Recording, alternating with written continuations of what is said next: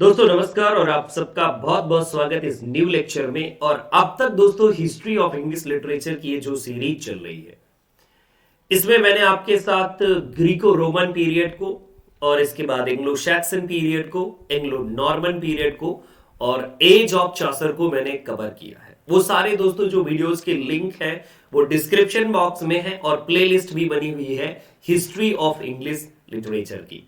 दोस्तों आप UGC net aspirant हैं तो डेली आप मेरी फ्री क्लासेस देख सकते हैं अनअकैडमी के प्लेटफॉर्म पर। अनअकैडमी आप इंस्टॉल कीजिए और इंस्टॉल करने के बाद आप मेरी फ्री क्लासेस देख सकते हैं वहां मुझे फॉलो करके। दोस्तों और भी ज्यादा डिटेल जानकारी चाहिए तो आपको इस व्हाट्सएप नंबर जो आपकी स्क्रीन पर है इस पर आप मुझसे कांटेक्ट कर सकते हैं। फ्री क्लासेस में दोस्तों 5 अप्रैल से चलने वाली हैं अनअकैडमी के प्लेटफॉर्म पर रिवाइज इंडिया सीरीज, यानी इसमें रिवीजन होगा यूजीसी नेट के लिए आपके पेपर 1 और पेपर 2 दोनों का। और पेड कोर्सेज भी अगर आप चाहें तो दोस्तों अनअकैडमी पर यूजीसी नेट इंग्लिश के आपको पेड कोर्सेज पूरे मिल जाएंगे। अब दोस्तों ज्यादा अगर आपको जानकारी चाहिए तो मैंने आपको बताया आप इस नंबर पर कांटेक्ट कर सकते हैं। अब दोस्तों मैं बात करता हूं रेनेशा की। रेनेशा, तो दोस्तों रेनेशा की जब बात आती है तो हमारे माइंड में एक चीज जरूर आती है और ये जो बात आती है रिबर्थ को लेकर के या फिर पुनर्जागरण को लेकर के, क्योंकि रेनेशा का मतलब ही होता है पुनर्जागरण। अब दोस्तों ये पुनर्जागरण है क्या? तो क्या हम पहले जगे हुए नहीं थे, सोए हुए थे? क्या हमें अंडरस्टैंडिंग नहीं थी? तो दोस्तों थी, ऐसी बात नहीं थी, लेकिन कुछ समय के लिए दोस्तों लोगों की जो थिंकिंग थी वो थोड़ा चेंज हो चुकी थी। जो डार्क एजेस थी, डार्क एजेस से दोस्तों एक ऐसे पीरियड में आना कि जब आप नॉलेज की बात कर रहे होंगे। अभी मैं इस रेनेशा के साथ जब चलूंगा तो सारी चीजें वन बाय वन और किन किन चीजों का विकास हुआ, डेवलपमेंट हुआ in England, in Italy, in France, और कैसे दोस्तों रेनेशा आपके इंग्लैंड आया, इन सारी चीजों को मैं डिटेल में आपके साथ डिस्कस कर लेता हूं। रेनेसा दोस्तों जिसका मतलब होता है रीबर्थ, यानी कि ये एक रेनेसा जो है ये एक फ्रेंच वर्ड है और इसका मतलब है रीबर्थ। अब दोस्तों जो रीबर्थ का मतलब है तो बस ये समझ लीजिए कि रीबर्थ ऑफ क्लासिकल लर्निंग, यानी लोगों का जो इंटरेस्ट है वो जो क्लासिकल लर्निंग की तरफ एक बार इंक्लिन हुआ। अब दोस्तों ये क्लासिकल लर्निंग का क्या मतलब है, यानी कि मैंने जब अभी आपको ग्रीको रोमन पीरियड के बारे में बताया तो ग्रीको रोमन पीरियड में दोस्तों मैंने आपके साथ होमर हो, ओविड हो, वर्जिल की बात की मैंने।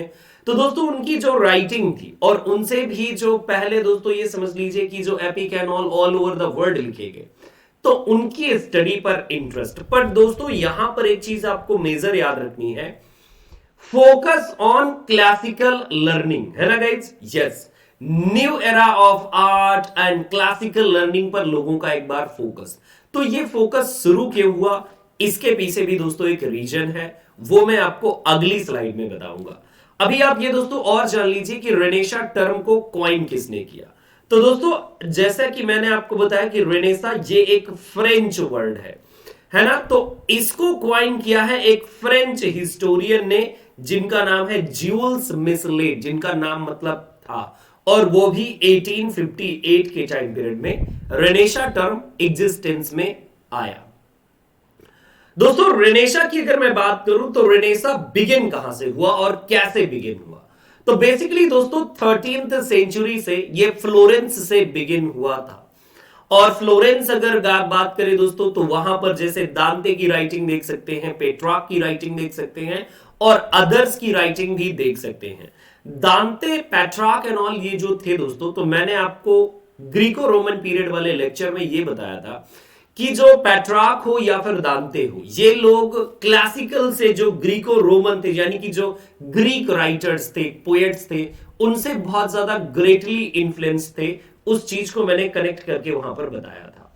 दोस्तों इसके बाद 15th सेंचुरी में दोस्तों जो ये है रेनेसा है, तो मतलब एक पुनर्जागरण की जो लहर है, जिसे बोलते हैं ना एक लहर चलती है, तो वो बहुत वाइडली स्प्रेड हुई कहां पर? All over Europe.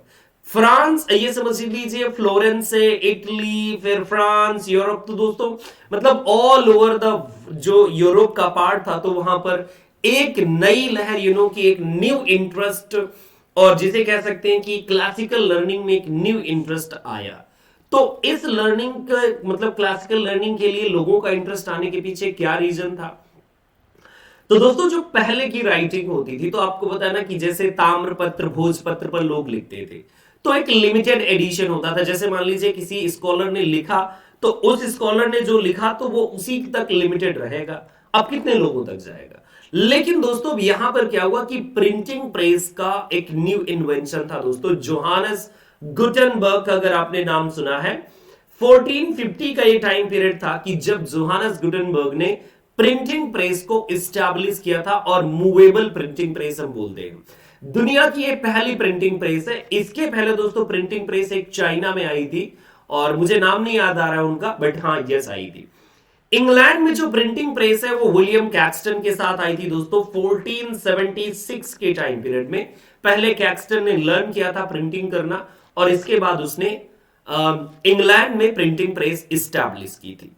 इसके बाद दोस्तों जो ये प्रिंटिंग प्रेस आई, तो बुक्स जो है वो छपने लगी, क्योंकि पहले एक ही कॉपी होती थी बुक की, अब बहुत सारी कॉपियां थी, तो लोग भी लर्न करने वाले बढ़ गए। तो एक ये रीजन था दोस्तों, है ना। चलिए, तो अब मैं आपको बता दूं कि लोगों में क्लासिकल जो लर्निंग थी, जैसे कि हमारे वेदास पुराणाज हैं, तो लोगों की लर्निंग एकदम से इंटरेस्ट बढ़ जाए, ऐसे ही दोस्तों क्लासिकल और रोमांटिक टेंडेंसीज लोगों में बढ़ने लगी, और लोग लर्न करना शुरू कर चुके थे। दूसरी बात दोस्तों, लोगों का जो इंटरेस्ट था वो ग्रीक एंड लैटिन लैंग्वेज में था, क्योंकि मैंने आपको बताया ग्रीको रोमन पीरियड, तो ग्रीक लैंग्वेज और लैटिन लैंग्वेजेस ही थी कि जिन पर पहली स्क्रिप्ट्स एंड ऑल लिखी गई। तो अगर सबको पढ़ना होता था तो ट्रांसलेशन भी चाहिए होता, तो उन सारी चीजों पर वर्क स्टार्ट हुआ। और जो लोग थे उस टाइम पीरियड की, यानी 13-14 सेंचुरी और 15 सेंचुरी टाइम पीरियड के जो पीपल्स थे, so what actually they wanted, so exactly guys, what was their aim? तो दोस्तों उनका एक एम था कि मतलब डिस्कवरी करना, लर्न करना, एडवेंचर्स उठाना। जस्ट आप कह सकते हैं कि वो इस दुनिया से भी आउटसाइड वाली दुनिया को देखना चाहते थे, बहुत अच्छे से ऑब्जर्व करना चाहते थे। अब दोस्तों इसके बाद मैं एक और बेहतर रीजन बताने वाला हूं कि this is the reason, due to this one reason दोस्तों रेनेसा और वाइडली और फास्ट स्प्रेड हुआ। फॉल ऑफ कॉन्स्टेंटिनोपल दोस्तों 1453, 1453 इज द टाइम पीरियड कि जब फॉल ऑफ कॉन्स्टेंटिनोपल ये हुआ। अब ये दोस्तों फॉल ऑफ कॉन्स्टेंटिनोपल है क्या? तो दोस्तों जो बाइजेंटाइन एम्पायर है, तो बाइजेंटाइन एम्पायर सुल्तान मोहम्मद द्वितीय, सुल्तान मोहम्मद सेकेंड ने अटैक किया बाइजेंटाइन सिटी पर। और दोस्तों उसके पास थी बहुत सारा कि सैनिक सोल्जर्स थे और कैनन्स थी। So with the help of cannon soldiers guys, what he did exactly, उसने जो बाइजेंटाइन सिटी थी उसको कंप्लीटली तबाह कर दिया, और जो किंग बाइजेंटाइन था वो हार गया। तो दोस्तों एट दैट टाइम जो बाइजेंटाइन सिटी थी, बाइजेंटाइन सिटी जिसे हम कुछ तुनतुनिया समझते हैं, या फिर इस्तांबुल, आज का नाम जो है इस्तांबुल है। सो ये दोस्तों जो कॉन्स्टेंटिनोपल सिटी है, तो ये सेंटर थी आर्ट, कल्चर, ब्यूटी, तो बस समझ लीजिए कि ये सेंटर थी। लेकिन जब अटैक हुआ तो बहुत सारे लोग मतलब सिटी से भागने लगे थे, और भागे भी इधर उधर। जो सुल्तान मोहम्मद सेकेंड था, तो उसने अनाउंसमेंट भी किया था कि लोगों के साथ कुछ गलत नहीं किया जाएगा, वो स्टे कर सकते हैं यहां पर। बट दोस्तों जो वहां के बहुत सारे विद्वान लोग थे, तो वो ऑल अराउंड द यूरोप फैल गए, मतलब कोई कहीं चला गया, और अपने साथ जो भी उनकी, क्योंकि गुटेनबर्ग ने वहां पर प्रिंटिंग प्रेस एस्टैब्लिश की थी, तो प्रिंटिंग का काम भी शुरू हो चुका था। तो बहुत सारे जो विद्वान लोग थे, तो उनके पास उनकी मैन्युस्क्रिप्ट्स थी, मतलब कि उनके पास कुछ बुक्स थी, और वो बुक्स लेकर के इधर उधर गए। फिर दोस्तों जब वो इधर उधर गए तो लोगों का इंटरेस्ट वहां पर, मतलब कि लोगों ने जाना कि अच्छा ये यहां से आए हैं और इनके पास काफी अच्छा नॉलेज है। सो लोगों का भी इंटरेस्ट धीरे धीरे बढ़ने लगा क्लासिकल लर्निंग की तरफ। क्योंकि होता ना दोस्तों कि जैसे अगर एक जगह पर बहुत सारे विद्वान लोग रह रहे हो, फिर वो कहीं जाते हैं तो लोग उनके पास बैठते हैं, बातें करते हैं, तो जो नॉलेज होता है वन बाय वन स्प्रेड होता है। अब दोस्तों रेनेसा की अगर मैं बात करूं तो देखिए, जर्मनी, इटली से जर्मनी, पोलैंड, फ्रांस, और इसके बाद इंग्लैंड में दोस्तों। वैसे मैं जो अभी तक आपसे ये बातें कर रहा था रेनेसा की, ये तो बैकग्राउंड था, अब दोस्तों जानते हैं हम कि रेनेसा में सबसे इंपॉर्टेंट चीज जो इंग्लैंड के बारे में हमें स्टडी करना, बिकॉज हमारा पर्पज है इंग्लिश लिटरेचर को लर्न करना। दोस्तों द विंस, अगर आपने लियोनार्डो द विंसी का नाम सुना है, तो लियोनार्डो द विंसी ने एक ड्राइंग बनाई थी दोस्तों, और इसको नाम दिया था विट्रूवियन मैन। ये जो दोस्तों आप देख पा रहे हैं साइड में, ये विट्रूवियन मैन की एक स्केच है, ड्राइंग है। और इसमें दोस्तों आप एक देख पा रहे हो कि इसमें ह्यूमन बीइंग को गाइज, या ह्यूमन को, एक मैन को राइट प्रपोर्शन में, ज्योमेट्रिकल प्रपोर्शन में रखा गया है। एंड यस कहा गया कि human beings are the centre of this all of this universe. यहां से दोस्तों, तो इस पेंटिंग का कोई देखिए वैसे बहुत बड़ा रिलेशन नहीं है रेनेसा से, but yes this is a kind of लोगों में एक जागरूकता वाली बात रिप्रेजेंट होती है। और लियोनार्डो द विंसी वैसे भी बहुत ही ग्रेट पेंटर थे। अब दोस्तों बात करते हैं रेनेसा इन इंग्लैंड। अगर रेनेसा इन इंग्लैंड की बात करूं दोस्तों, तो कभी कभार आपको देखिए ये जो डेट है ये कुछ ऐसे मिल जाती है। कभी आपको दोस्तों 1550 टू 1660 मिलेगा, लेकिन एक और ऑथेंटिक डेट है दोस्तों, ये है 1453 टू 1660। क्यों दोस्तों? क्योंकि यहां पर हुआ फॉल ऑफ कॉन्स्टेंटिनोपल और इसके बाद रेस्टोरेशन ऑफ मोनार्की। सो दोस्तों फॉल ऑफ कॉन्स्टेंटिनोपल से लेकर के रेस्टोरेशन ऑफ मोनार्की का जो पीरियड है, this is known as renaissance. अब दोस्तों बात करते हैं कि मैंने आपको बताया कि ग्रीको रोमन लर्निंग में लोगों का इंटरेस्ट था, और ये जो दोस्तों रोमन्स थे, इन्होंने क्लासिकल्स को यानी ग्रीक्स को ही अडॉप्ट किया था। और रोमन्स को अडॉप्ट किया किसने? तो दोस्तों इंग्लिश जो राइटिंग है वो रोमन्स को ही अडॉप्ट करके लिखी गई है। और इस समय दोस्तों फिर जो डेवलपमेंट था वो वर्नाकुलर लिटरेचर का भी डेवलपमेंट आपको देखने को मिला। वर्नाकुलर लिटरेचर का मतलब है कि जैसे दांते, तो दोस्तों दांते, पेट्रार्क, बोकासियो, इन लोगों ने दोस्तों इटली में लिखा और अपनी राइटिंग इटालियन लैंग्वेज में इन्होंने लिखी। ऑन द सेम वे दोस्तों अगर मैं बात करूं, इंग्लैंड में भी लोग इंग्लिश में लिखना शुरू कर चुके थे। ज्योफ्री चासर जिसने दोस्तों फ्रेंच, लैटिन और इंग्लिश में लिखा था। तो दोस्तों इंग्लिश की जो राइटिंग थी वो कंप्लीटली बिगिन हो चुकी थी, जिसे मैं कह सकता हूं। अगर बात करें दोस्तों इंग्लिश रेनेसा की, तो लोगों का इंटरेस्ट वैसे भी सेलिब्रेशन हो गया कि मतलब अब हम लर्न करना चाहते हैं what is beyond this sea, what is there so सब बहुत सारी चीजें ये लर्न करना चाहते थे ये लोग।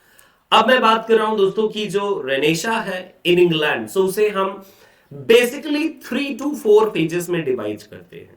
सबसे पहले दोस्तों अर्ली रेनेसा की हम बात करते हैं। ये जो अर्ली रेनेसा वाला पार्ट है वो ये है 1500 टू 1558। और अगर आप दोस्तों इसे 1453 से लेकर 1453 से लेकर के अगर 1558 तक करें तो भी गाइस कोई प्रॉब्लम नहीं है। बट अर्ली रेनेसा ये दोस्तों ये टाइम पीरियड था। इस टाइम पीरियड में एक बैकग्राउंड प्रिपेयर हो रहा था, लोग लर्निंग डिस्कवरीज की तरफ झुक रहे थे, लोगों का झुकाव था। अब बात करते हैं दोस्तों एलिजाबेथन एज की। अब ये जो है एलिजाबेथन एज ये बहुत इंपॉर्टेंट है। एलिजाबेथन, फिर इसके बाद जैकोबियन और इसके बाद कैरोलिन और इसके बाद कॉमनवेल्थ पीरियड या फिर प्यूरिटन हम बोलते हैं। दोस्तों एलिजाबेथन एज की मैं बात करूं तो Elizabethan age this is considered as the golden age of English literature और ड्रामा। यहां पर दोस्तों 7 यूनिवर्सिटी विट्स, विलियम शेक्सपियर और दोस्तों बहुत सारे ग्रेट जो आपके प्लेराइट्स थे, तो ग्रेट प्लेराइट्स इस टाइम पीरियड में एक्टिव थे। सबसे बड़ी बात 7 यूनिवर्सिटी विट्स, तो ड्रामा के लिए दोस्तों ये गोल्डन पीरियड था। लोग ड्रामास देखते थे, लोगों के पास इंटरटेनमेंट का एक मीडियम था। इस एज को दोस्तों हम एज ऑफ शेक्सपियर भी बोलते हैं, क्योंकि Shakespeare he was the prominent playwright of the period. इसके बाद दोस्तों आती है बात जैकोबियन एरा की। जैकोबियन एरा जो दोस्तों ये नाम पड़ा जैकोबियन, तो ये पड़ा था किसके नाम पर? तो दोस्तों मेरा आंसर है king James first of England. जो किंग जेम्स 6 थे इंग्लैंड के, वो किंग जेम्स फर्स्ट बने इंग्लैंड के। दोस्तों जब मैंने पिछला वाला जो वीडियो मैंने आपके लिए बनाया था, वहां पर मैंने वॉर ऑफ रोजेस की बात की थी। और वॉर ऑफ रोजेस के बाद दोस्तों ये जो हिस्ट्री है, so history in England develop होती रही। और वॉर ऑफ रोजेस के बाद दोस्तों मैंने उस जो पिछले वाला वीडियो था उसमें मैंने वॉर ऑफ रोजेस को लेकर के सारी चीजें डिस्कस कर दी थी। अगर आप चाहें तो वो वीडियो देख सकते हैं। अब दोस्तों इसके बाद Caroline time period. Caroline time period तो चार्ल्स फर्स्ट यहां के किंग थे, कहां के, इंग्लैंड के, चार्ल्स दी फर्स्ट। और दोस्तों जो चार्ल्स फर्स्ट थे वो जेम्स फर्स्ट के सन थे। अब मैं आपको एक चीज और भी बता दूं दोस्तों इंपॉर्टेंट, कि जो कैरोलिन टाइम पीरियड है, चार्ल्स को फ्रेंच लैंग्वेज में कैरोलिन ही कहा जाता है। और इस कैरोलिन टाइम पीरियड को दोस्तों कभी कभी आपको ऐसा डिवीजन मिल जाएगा 1625 टू 1660, और इसको लोग नाम दे देते हैं प्यूरिटन एज का। क्योंकि इस टाइम पीरियड पर सबसे ज्यादा एक्टिव कौन था, वो जॉन मिल्टन थे, जो सबसे ज्यादा ग्रेट पोएट कंसीडर किए जाते हैं, लास्ट चाइल्ड ऑफ रेनेसा जिन्हें हम कंसीडर करते हैं। जैकोबियन एज में दोस्तों मेन फिगर कौन था, तो आंसर है जॉन डन। दोस्तों मेटाफिजिकल पोएट्री जॉन डन की बहुत ही ज्यादा फेमस थी। और कैवलियर पोएट्स जो कैरोलिन टाइम पीरियड पर एक्टिव थे, तो कैवलियर पोएट्स भी काफी फेमस रहे। अब दोस्तों इसके बाद मैं बात करता हूं इन तीन एजेस को डिवाइड करने के बाद, ये जो एक और पीरियड आता है दोस्तों, कॉमनवेल्थ पीरियड, और इसे हम प्यूरिटन इंटरगनम के नाम से भी जानते हैं। और ये जो प्यूरिटन इंटरगनम है, तो इस टाइम पीरियड में जॉन मिल्टन एक्टिव रहे और कुछ प्रोज राइटिंग भी आई, जैसे थॉमस होब्स का लेवियाथन आया। और दोस्तों अदर राइटर्स ने भी काफी सारे वर्क इस टाइम पीरियड में लिखे। अब दोस्तों इसके बाद ये थोड़ा सा जो रूलिंग सिस्टम है इसको भी आप समझ लीजिए। रेनेसा टाइम पीरियड में कौन कौन से किंग थे इंग्लैंड में, तो दोस्तों हेनरी 8th ने रूल किया था यहां पर, है ना। हेनरी 8 ने 1509 से 1547 तक। इसके बाद एडवर्ड 6th ने रूल किया 1547 से 1553 तक। और इसके बाद दोस्तों मैरी फर्स्ट ने 1553 से 1558। और इसके बाद एलिजाबेथ फर्स्ट आपकी आ चुकी थी ऑन इंग्लिश थ्रोन। दोस्तों बाकी जो इंफॉर्मेशन है इनसे रिलेटेड, किंग से रिलेटेड, वो मैंने ऑलरेडी दोस्तों आपको स्लाइड में दे दी है, आप स्क्रीनशॉट करके पढ़ सकते हैं। ड्यूरिंग रेनेसा टाइम पीरियड दोस्तों आप एक चीज और देख सकते हैं, राइज ऑफ ह्यूमनिज्म, यानी ह्यूमनिस्टिक जो पॉइंट ऑफ व्यू था वो बहुत आगे था। इस टाइम पीरियड पर दोस्तों आप चाहे देखिए पेट्रार्क को हम रेनेसा ह्यूमनिज्म का फाउंडर कंसीडर करते हैं। और टॉमस अगर मूर का नाम आपने सुना दोस्तों, तो इन्होंने यूटोपिया जैसा वर्क लिखा था। He was the chancellor to king Henry 8th। इसके बाद दोस्तों इरास्मस का नाम आपने सुना होगा, और इरास्मस ने एक वर्क लिखा दोस्तों, प्रेज ऑफ फॉली। और प्रेज ऑफ फॉली के साथ वो बहुत ही ज्यादा फेमस थे और one of the Christian humanist जिन्हें आप कंसीडर कर सकते हैं। निकोलस कापरनिकस, तो दोस्तों मैंने आपको बताया था डिस्कवरीज, एडवेंचर, एक्सप्लोरेशन। सो दोस्तों निकोलस कापरनिकस ने एक बहुत ही अच्छा वो दिया था model, universe that place the sun rather than earth at the centre of the universe. पहले मानना यह था दोस्तों कि जो अर्थ है तो वो स्टिल है और बाकी सारे जो सूर्य चांद सब कुछ अर्थ के अराउंड घूमते हैं। लेकिन कॉपरनिकस ने कहा कि नहीं, सन सेंटर में है, बाकी जो सारे हैं वो घूमते हैं। तो दोस्तों इस बात को लेकर के इन्हें ब्लास्फेमस, यानी वो जिन्हें बोलते हैं ना रिलीजियस हेरेसी के नाम पर इन्हें बर्न भी किया गया था कि तुम गलत टाइप की बात कर रहे हो। गैलीलियो की दोस्तों अगर बात करूं तो गैलीलियो ने भी अपनी टेलीस्कोप को बनाया था इसी टाइम पीरियड में, यानी कि प्यूरिटन टाइम पीरियड में। और मिल्टन के पैराडाइज लॉस्ट में गैलीलियो का जिक्र डायरेक्टली मिल जाता है दोस्तों। तो ये वो टाइम पीरियड था कि जब राफेल की painting, Leonardo da Vinci, Bellini, Michelangelo and all, तो इनसे लोग बहुत सारे इंस्पायर्ड थे और बहुत सारे लोग दोस्तों काम कर रहे थे। और इसी टाइम पीरियड में दोस्तों मार्टिन लूथर की भी हम बात कर सकते हैं। मार्टिन लूथर जो दोस्तों रिफॉर्मेशन के लिए जाने जाते हैं, अगला जो लेक्चर होगा मेरा वो रिफॉर्मेशन पर ही होगा। टॉमस विट का दोस्तों अगर आपने नाम सुना है तो टॉमस विट ने इटालियन जो सोनेट पैटर्न है इसको फॉलो किया था यानी अडॉप्ट किया था पेट्रार्क से, और पेट्रार्क से फॉलो करके सोनेट के फॉर्म को इंग्लैंड में इंट्रोड्यूस किया था थॉमस विट ने। हेनरी हावर्ड और अर्ल ऑफ सरे, सो व्हाट ही डिड दोस्तों, सो बस समझ लीजिए कि इन्होंने कि सोनेट पैटर्न में इन्होंने भी काम किया था। और इसके बाद दोस्तों फिलिप सिडनी ने दोस्तों जो सिडनी थे, तो सिडनी ने भी सॉन्ग्स एंड सोनेट को काफी प्रोमिनेंस दी। और वॉल्टर रेग he was also one of the major figure of this period. जो दोस्तों मेजर ऑथर थे आपके रेनेसा टाइम पीरियड में, जैसे Francis Bacon, Beaumont, Chapman, Dekker, John Donne Fletcher, John Ford, Ben Jonson, Thomas Kyd, Christopher Marlowe, Philip Massinger, Thomas Middleton और Thomas More, Thomas Nashe, William Raleigh, William Shakespeare, James Shirley, Philip Sidney, Edmund Spenser, John Webster and Thomas Wyatt, William Tyndale और John Milton. तो दोस्तों अगर जैसे आप Renaissance के बारे में पढ़ते हैं तो इस एरा में जो ये 3 फेजेस है आपके, एलिजाबेथन, जैकोबियन और प्यूरिटन, और या फिर दोस्तों आप कहें Caroline time period and then Commonwealth time period, तो इसमें इन ऑथर्स को आपको पढ़ना होता है और इनके वर्क्स को जानने की जरूरत होती है आप सबको दोस्तों। सो थैंक यू सो मच दोस्तों इस वीडियो में मेरे साथ बने रहने के लिए। रेनेसा के बारे में आज आपने जाना।